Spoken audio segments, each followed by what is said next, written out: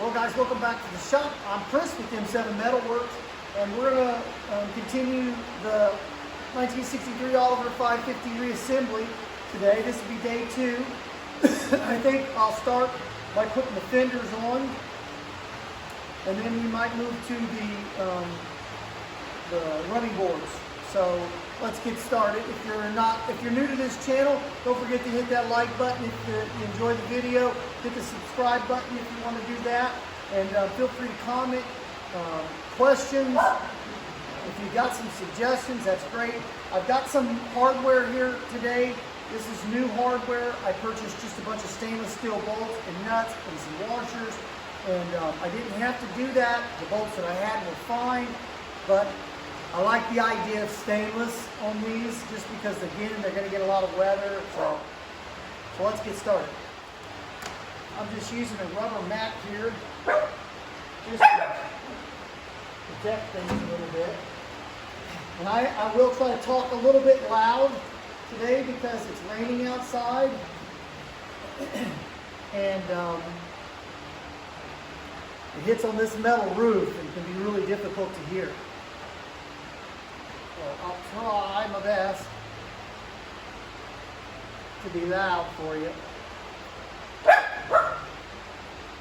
Bucky's going to try as well to be loud.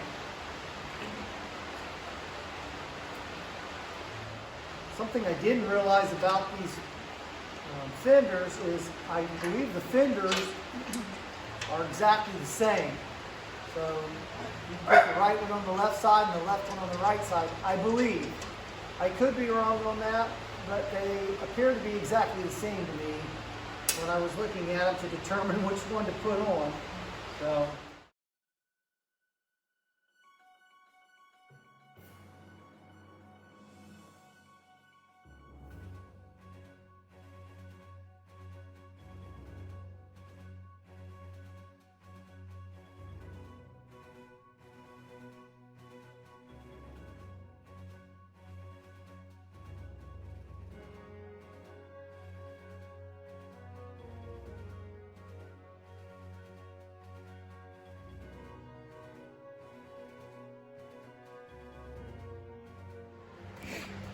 just a couple things of note, guys. When you're doing your project, if you do decide to use this Agco industrial enamel paint, do not over mix it with the hardener. So I did. Now this stuff here that you see here, this is just some of the primer that was on the bench. After this thing had dried, I'd set it on there, and just some of that's clinging to it. I can take my fingernail, I can scratch that stuff off, so I'll do that another time. But if you look in here, you'll see where I snug those bolts up, the paint is so hard that when that lock washer digs in and causes this tin to flux just a little bit around where that's tightening at, the paint just chips off. And that's because it's so hard. It has no or very little flexibility. So keep that in mind. I think I can clean a lot of this stuff here up. I think that's more of the primer that was on the table that I had been painting and priming everything on. I think that stuff there will come off, I think. If not, we'll touch it up with some green paint, no worries. Well guys, I want to try to show you something here. So this is my clutch pedal, and so that rod, well, not this rod, the original was all worn, so I've had to buy a different pin for this. So it's not factory.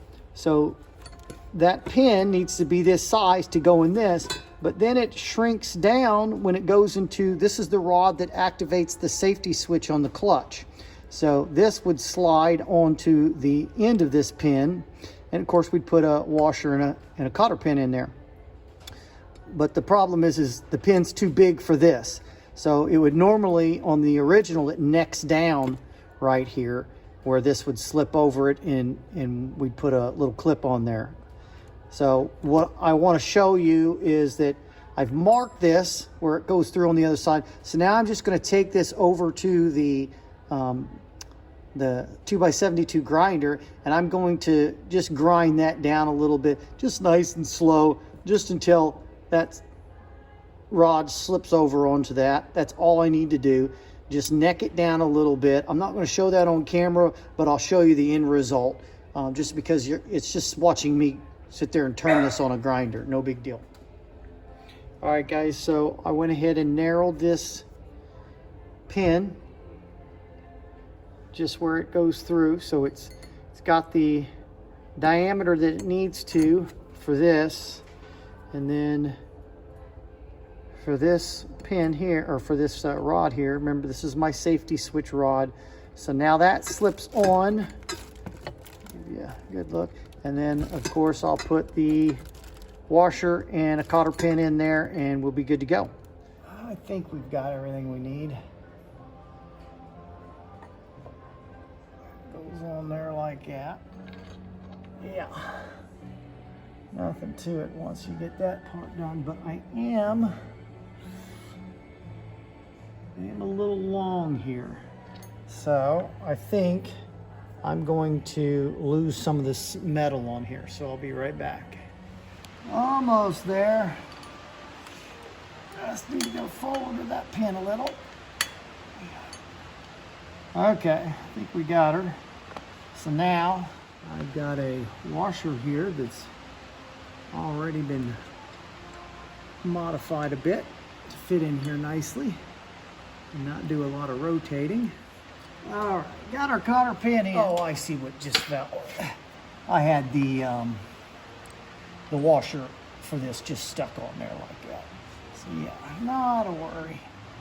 I don't know if that's too big. Nope, that'll do it. And typically, there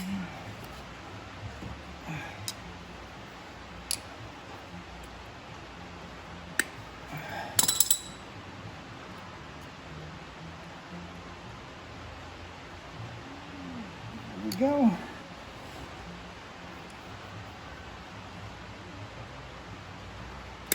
There we go.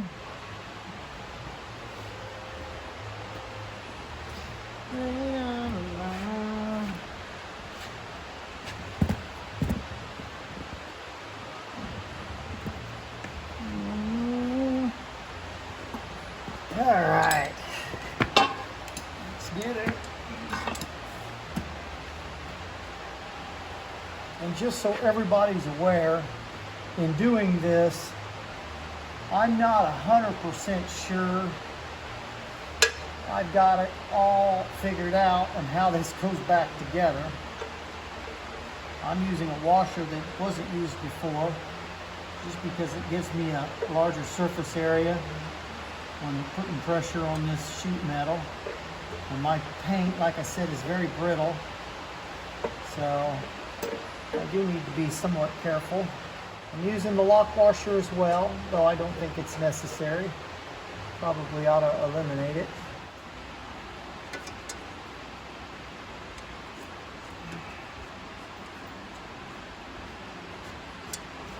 So I'm just going to hand tighten everything.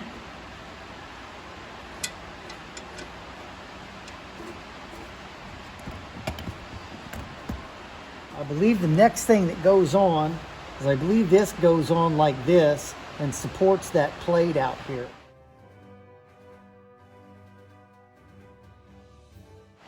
Okay, so this goes like that.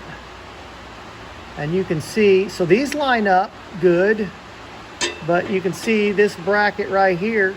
I mean, there's a there's a significant space there. So that's going to have to get bent up quite a bit.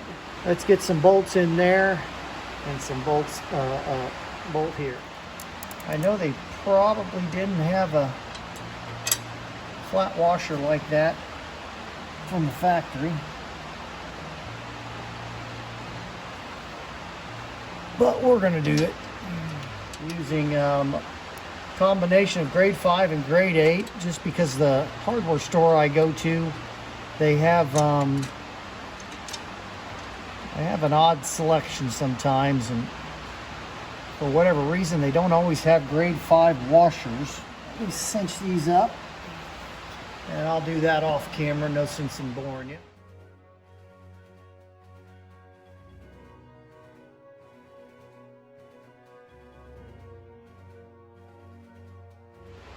All right, so this pops into the slots right there, and there it is. Wow, awesome. That's the first time that has been on there since June. I took that, it was one of the first things I took off. So it's February, I don't know, 16th, something like that today. So pretty awesome. We'll go ahead and stick this on.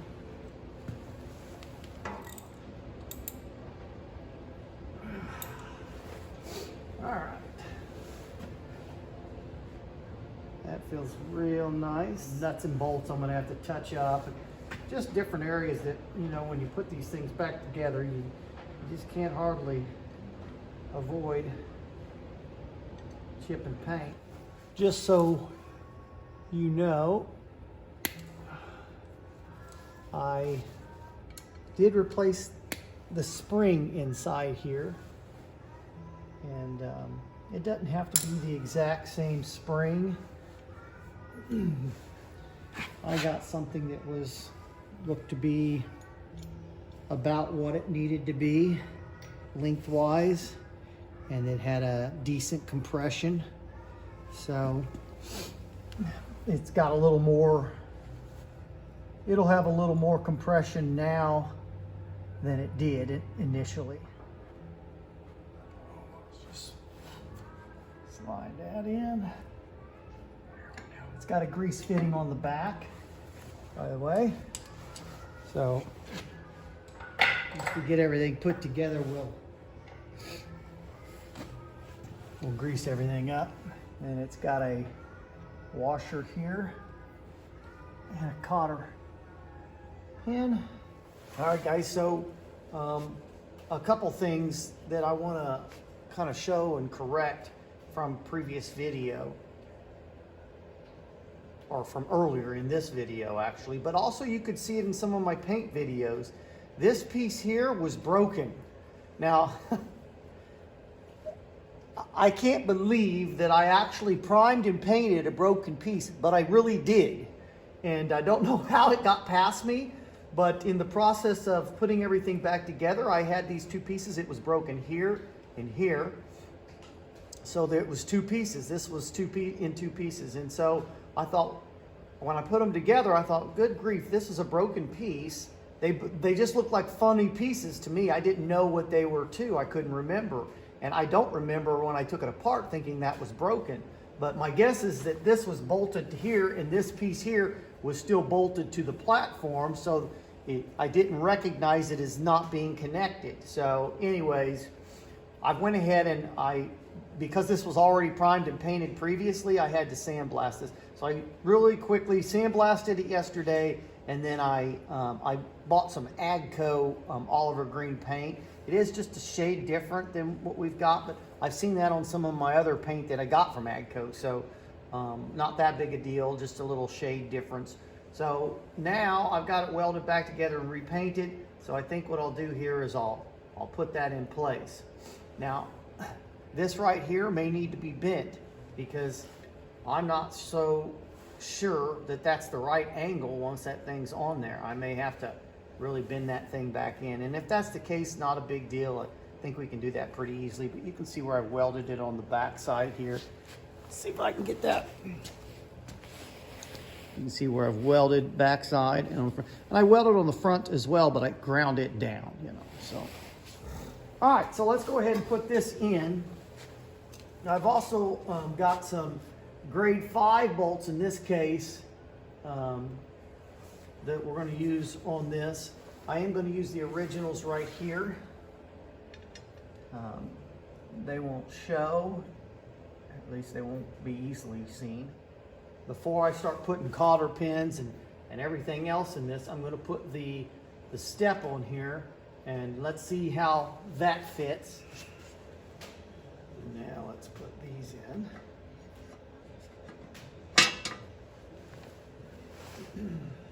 Again, I'm using flat washers instead of the original lock washers.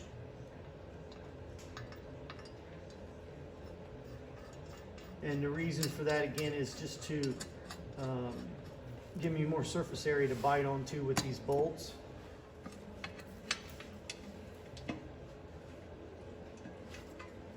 So I'm going to use, again, flat washers. I know that's not what they used on the original, but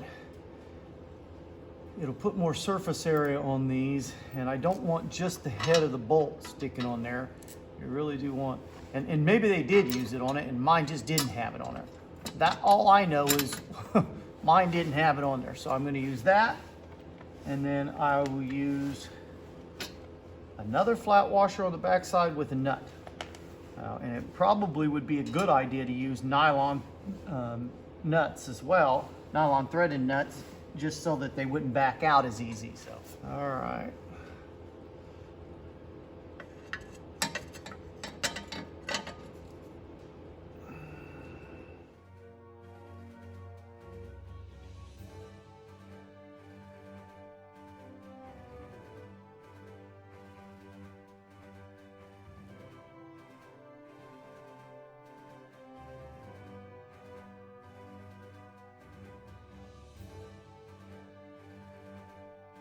So let's go ahead and get the 3-point hitch arms on. We can do that while we're waiting.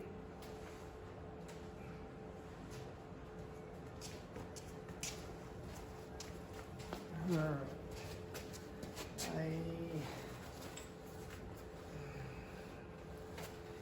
I try to do this in a way that I don't just totally thrash my paint job. Slide that on, what I'm doing.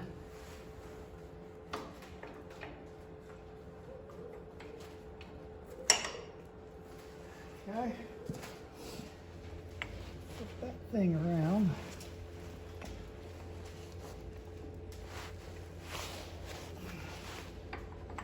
Bit of a tight fit, but it does fit. There we go. All right. So, got the 3-point arms hooked back up. So that's a big plus. And now what I'll do is I'll grab some washers and cotter pins and I'll get everything squared away.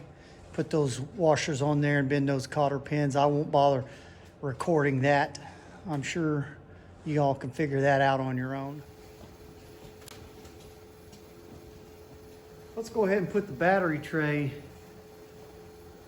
This is the base of the tray. We're not going to bolt it on, but we're going to put it in place.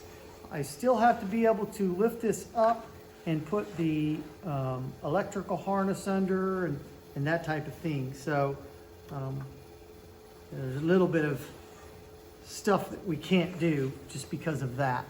But we can stick this. I'm not going to be able to show you this on camera just because I'm going to be doing it underneath and pretty hard to get the camera in. But I just want to show you that I'm taking this rod and I'm going to put it through there, and then I'll put a washer and a cotter pin through the top just to hold that in place. And that, of course, corresponds to our linkage for the accelerator. So I'm going to do that. All right, guys. Well, we're back on the Oliver today. I had to paint this thing up. I know it's a picky thing, but I had really beat the snot out of it trying to get it to conform to the right shape. And in the process of doing that, of course, I scratched the tar out of it, more so than I was willing to live with for very long. And so consequently, I put a little bit of paint on it. All right. There we go. Now it's time to put this piece on. I'll just finger tight that for now. Using flat washers just because, again, it gives more surface area. I've probably repeated that phrase 50 times, so I apologize. But, but yeah, that's kind of the reason. And then we're going to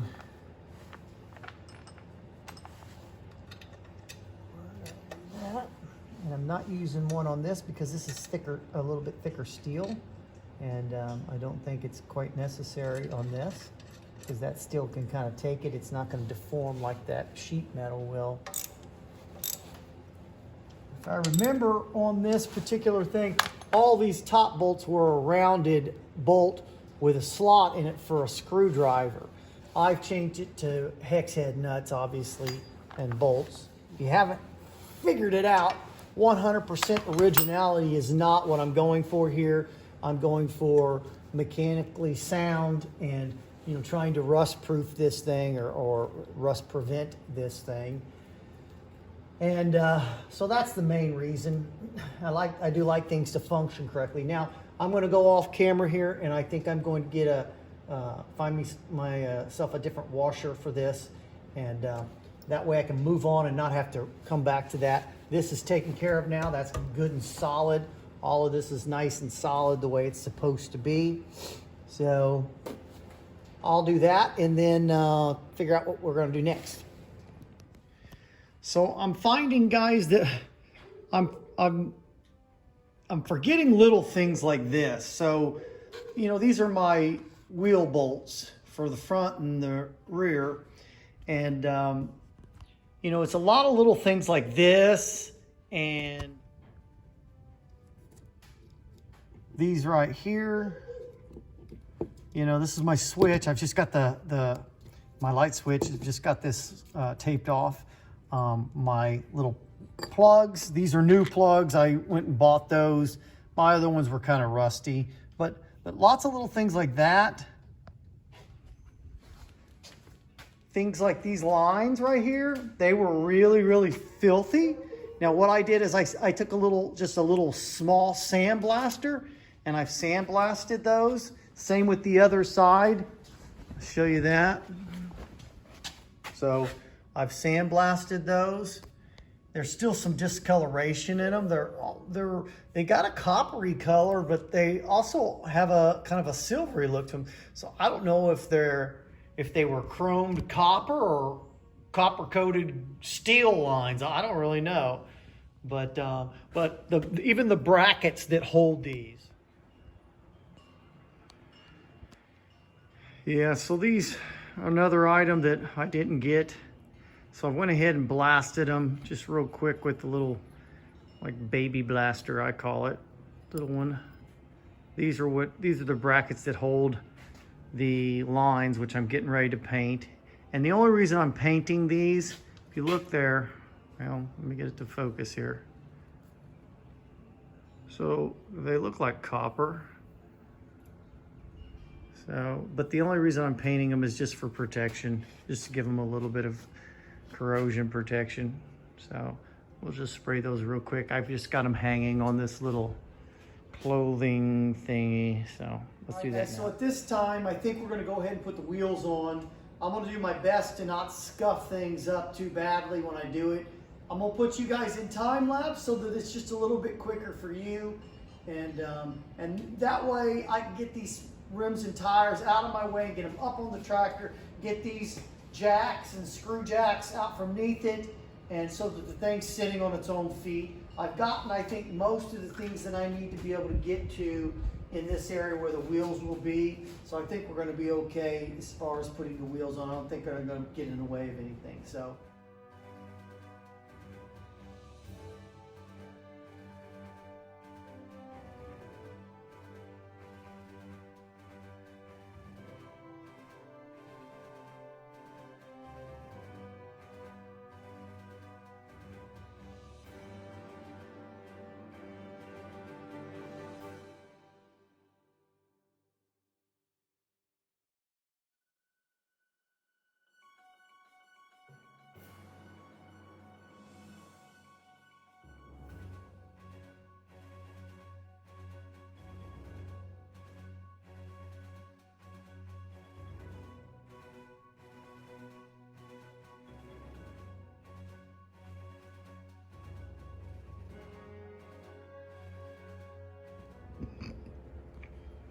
Well, here's what it looks like after I've put the rims and tires on. You can see some chipping. I did some of that actually just taking the rims off initially.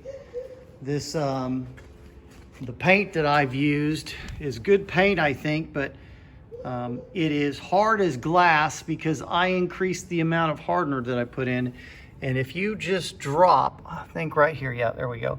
You just drop a bolt onto this stuff and literally the paint chips off. Now, I'll touch those things up and even through the years, I'll touch these things up as I chip it over the years. But just don't mix your hardener. Don't do excess hardener. Mix it according to the instructions. Don't get into your mind like I did. Oh, a little more hardener will be a good thing. It's not a good thing. It makes it too hard. And just like a knife being too hard, it'll shatter like glass. And so that's kind of what my paint, it just chips so easily because it's so hard. So not as easy to scratch maybe, but chips right off if you hit it with enough force. I did go ahead and off camera, I put put a couple plates on the bottom. So one of them is this plate right here. So normally you'd be able to see right down through there. I went ahead and put that plate in using those little, I don't know what you call them, fasteners. And then of course the other 3 bolts bolt right into your oil pan. And then the PTO view area underneath the tractor, I did that. And then also right here where the clutch is at, there's another little small panel that goes in there. So I went ahead and buttoned those up off camera. And so yeah, super pleased with the way things are going right now.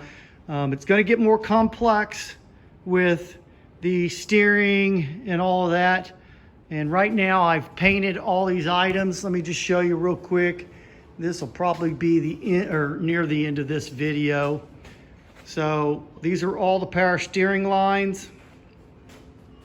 They're hard lines and then they go to a rubber line and then back to a hard line. But anyways, I went ahead and clear coated these. So I'm not sure how well that's going to show up, but I kind of wanted to keep that coppery metal look. I don't want everything to be green because if everything's green, it kind of looks like I got lazy and didn't pull things off the tractor. And so I just kept it all on there and just sprayed it all. And I don't want that look. That's why the distributor and the coil and those types of things are different colored. Same with on the other side. Though I kind of wished I'd have clear coated that carburetor, and maybe I might do that at some point. You can see the carburetor's wet too. Yeah, it's condensating as well. So I might, at some point pull that carburetor off. It wouldn't take a whole lot of time and just shoot a clear coat on it. Just, that just kind of protects that cast iron on it. But anyways, I think we'll call this the end of the video, guys. I appreciate y'all watching, and continue if you would. I would appreciate an audience when I'm doing this kind of stuff. And it helps me to know that you guys are interested in this kind of thing. And we're not done. We still got a lot to do on this tractor, but she's coming along nicely. Don't forget to hit that like button. And please put any comments in there that you want to put. If you have suggestions, I do want to make one correction on a previous video. The video before this one, I said when I was putting in this distributor, I talked about cylinder 1, 2, 3, and for whatever reason, I counted 1 over here. For some reason, I thought I was on the front of the tractor. I don't know. But cylinder 1 is here. 1, 2, 3, and 4. And so when you are hooking yours up, the firing order is 1, 2, 4. That's why it goes to 4 and 3. Now I set it like this: 1, 2, 4, and 3. So I set it correct, but backwards. This is cylinder 1 going back. So anyways, I hope that didn't confuse anybody or mess somebody up severely. And I can't go back and edit that video, so I wanted to just add that information right here. And I apologize if occasionally I make mistakes like that. I don't have this isn't scripted or anything, and so I'm going to make mistakes in what I say, my speech, that kind of thing. So anyways, guys, I'm Chris with M7 Metalworks. Thank you all for watching. I'll see you, God willing, on the next video.